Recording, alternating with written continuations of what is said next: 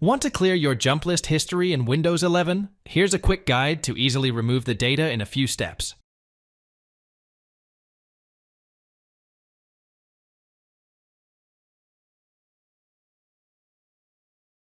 Press Windows plus R keys together on your keyboard to open Run dialog box.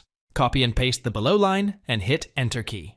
%app data, %Microsoft Windows Center recent automatic destinations.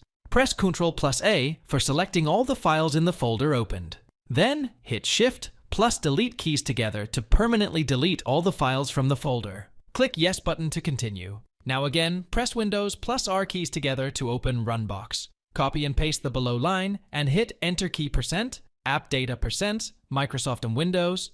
Not recent custom destination, press Ctrl plus A for selecting all the files in the folder opened. Then hit Shift plus Delete keys together to permanently delete all the files from the folder. Click Yes to proceed to delete all the items. Close all the folders after clearing it. This will clear. Delete all the data from the jump lists folders on your Windows 11 PC. Thanks for watching. If it helps, make sure to hit like and subscribe.